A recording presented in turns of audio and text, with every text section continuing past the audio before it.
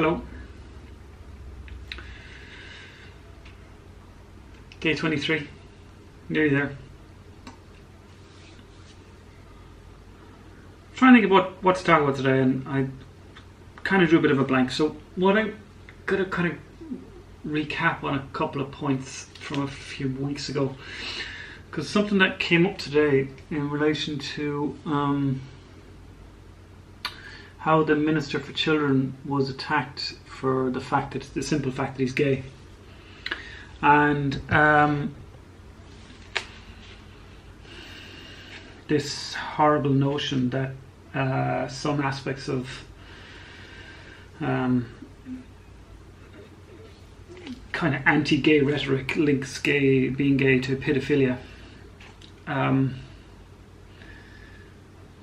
just don't get. You see, one thing that I don't understand, and it's even if. Okay, let's look at this. Let's talk about tolerance and intolerance.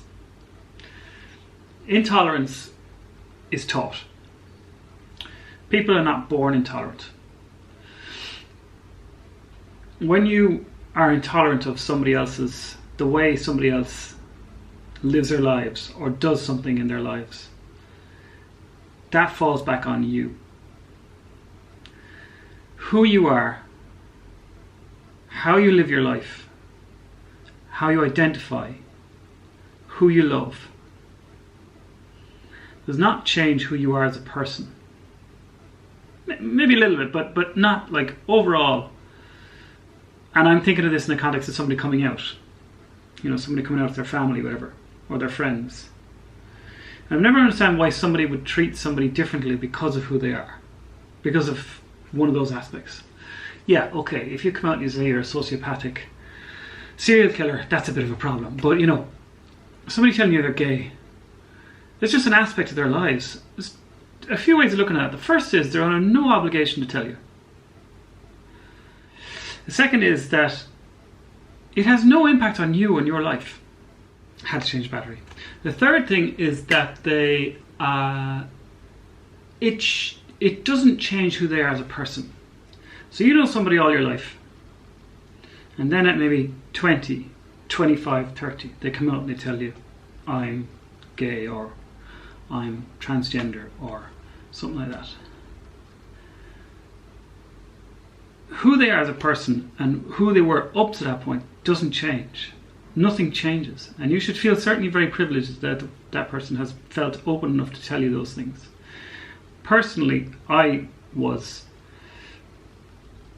know a number of gay people. One of my very close friends from college told me that he was gay years after we were in college together.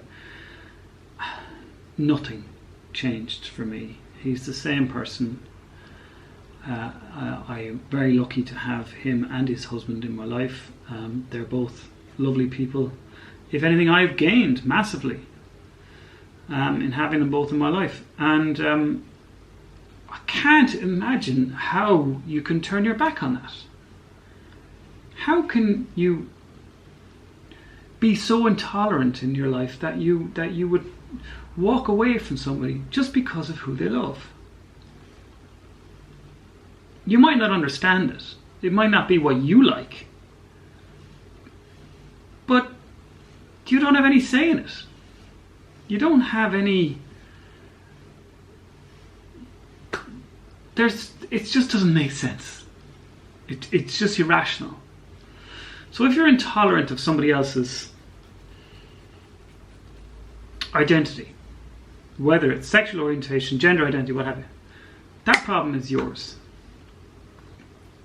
If you look at the majority of wars are fought on the basis of religion and the intolerance of each other's religions, which doesn't make any sense.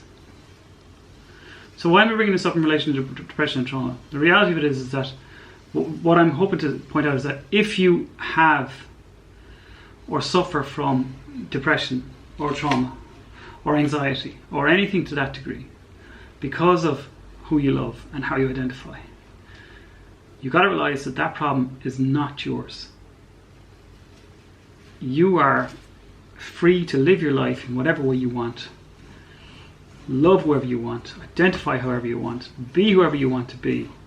Do anything you want to do in your life, as long as it makes you happy. No one else has a hold over your happiness.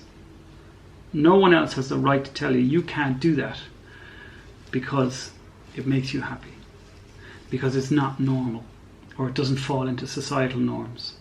Society, as we've said before, has a hell of a lot to answer for. Do what you got to do for you. Be your own person. Be honest with yourself. Be true to yourself.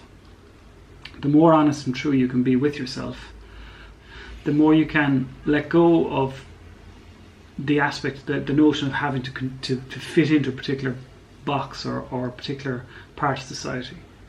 You also don't have to forgive yourself. You'll hear that sometimes. You say, well, you should forgive yourself because you've done nothing wrong. You've nothing to forgive yourself for. You don't stand there going, I'm sorry, I'm gay. That's not how life works, That's not how you should have to treat yourself, let alone treat others. And also, on the other side, if you're getting upset about the way other people live, then you really need to have a conversation with yourself. You need to check yourself and check your privilege again. Talk about this yesterday. You have no right to tell anybody else what way they should live their lives. You have no right to be outraged because people live their lives a different way to you. You have no right to feel entitled to tell other people what they should be doing with their lives.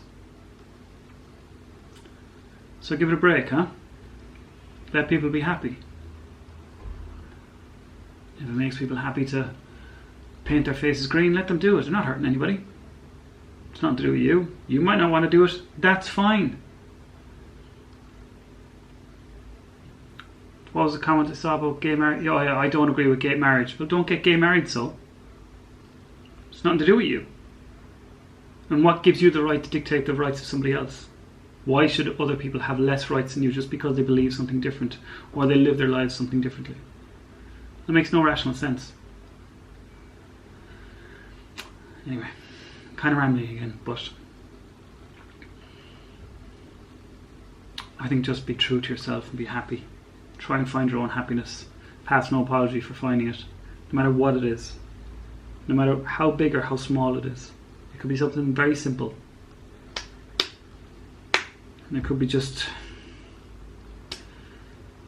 I like wearing shorts every day. I'm sorry to make it so simplistic, but that's what it could be, so don't pass any apology for not living up to everybody else's expectations, because everybody else's expectations is wrong. The only person's expectations that you need to live up to are your own.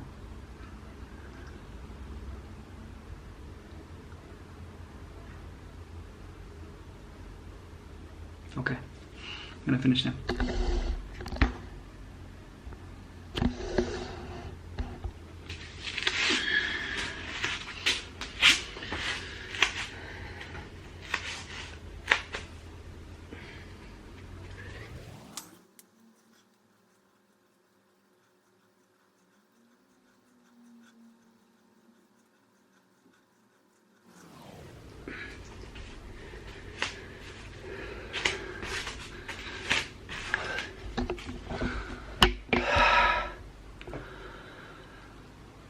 Two days. That's all.